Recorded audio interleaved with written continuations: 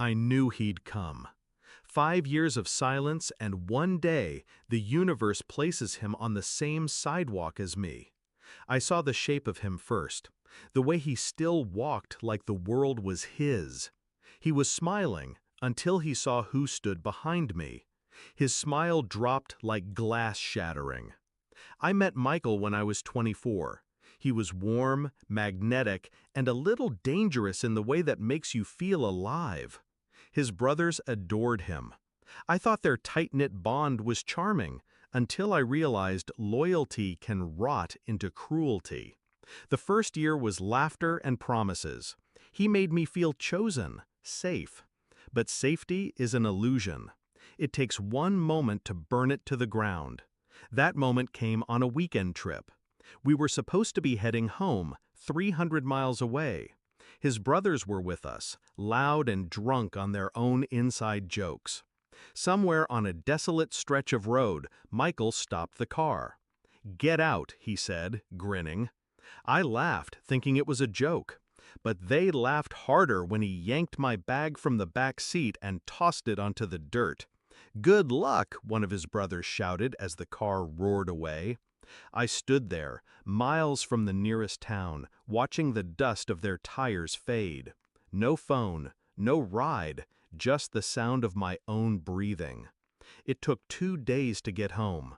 By then, something in me had broken. When I walked through our front door, Michael was waiting, smirking like it was still funny. "You're too sensitive," he said. I didn't argue. I didn't scream. I didn't cry. I just looked at him, and in that moment decided he would pay. I didn't leave right away.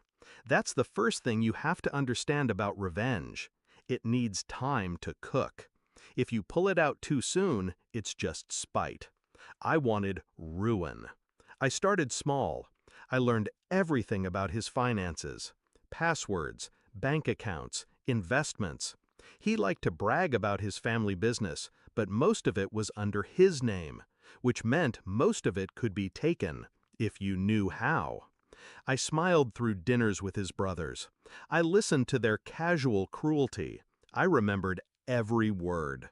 And then, one night, I saw it. A message on his phone. Not from a woman, worse. From his brothers, laughing about how I was still around and how she'll never see it coming. They were planning another joke, one that involved my car, my job, my reputation. I didn't confront him. I started moving money, quietly, legally. Over the next 6 months, I drained his accounts into one I'd opened years earlier under my maiden name. Sold the car that was in my name and bought another in cash. Rented a small apartment in a city he'd never think to look. And then the final touch, proof. I gathered records of tax fraud, shady business deals, every dirty little thing his family was involved in. Packaged neatly, mailed anonymously to the right authorities. The night before I left, I made him dinner. I kissed him goodnight. And in the morning, while he was in the shower, I walked out the door and never looked back. The next year, his world collapsed. Frozen accounts, business seized, brothers scrambling. And me? I disappeared. Changed my number, my name, built a life on the ashes he gave me. 5 years passed. I didn't think about him much until today.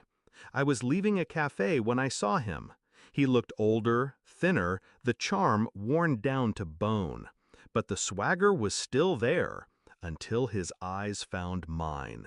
He froze, and then, slowly, that smirk crept back. Like he thought I might have missed him. Like maybe we could talk. And then he saw who stepped out from behind me. Detective Harris. The man who'd taken my statement years ago, who'd turned it into the investigation that gutted his empire. Michael's face drained. "You," he said, voice tight. I didn't answer. Harris didn't either. We didn't need to. Harris handed him a folded piece of paper. Warrant, subpoena, I didn't care which. I just watched the way Michael's hand trembled as he took it. He looked at me like he wanted to say something. Apology, threat, maybe both. But I tilted my head, just slightly. The same way he had the night he told me to get out of that car. Now, it was his turn to be stranded. I walked away first. That's important.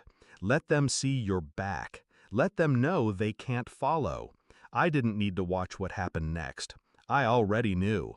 Because revenge isn't about the moment you win.